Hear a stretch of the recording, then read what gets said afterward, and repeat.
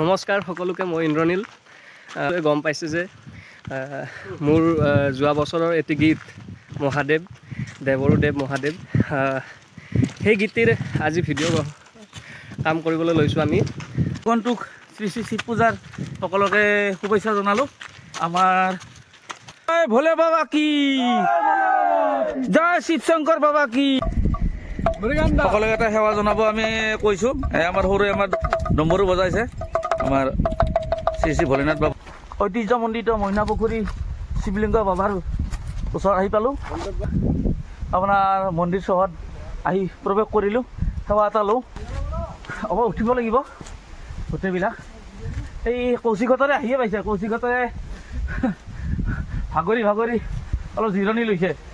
আপোনাৰ এখন ব্ৰিজ চাগে এইখন হ'ব, এই মইনা পুখুৰীৰ আপোনাৰ ৰাস্তাটোত বনাই আছে। ৰাস্তাটো অলপমান গৰাখহনীয়া হৈছে।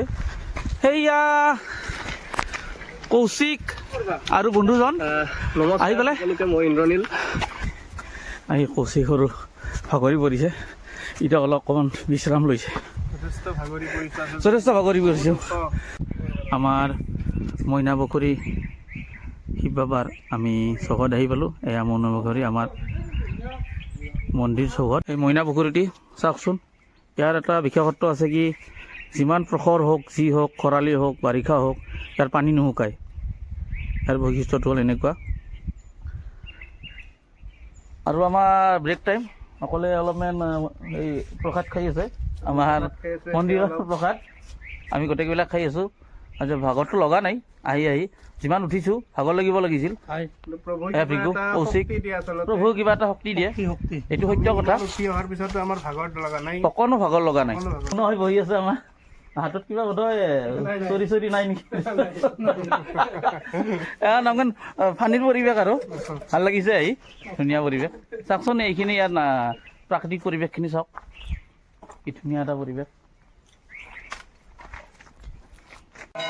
মন্দিৰ মইনা পুখুৰী দেখিছেনে? শ্বুটিং টাইম শ্বুট কৰি আছে ভৃগু আমাৰ, আৰু অকণমান সহযোগিতা কৰিছে আমাৰ সৰুই। আৰু এয়া হীৰকে অকণমান ধুনীয়া এটা পৰিৱেশত আছে, এটা নিৰিবিলি পৰিৱেশত।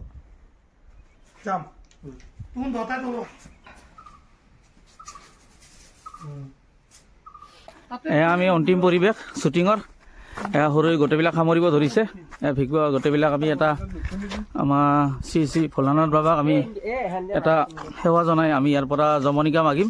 কিন্তু ইয়াত আহি মনটো একদম মানে পবিত্ৰতা এটা। জয় শিৱ শংকৰ বাবা কি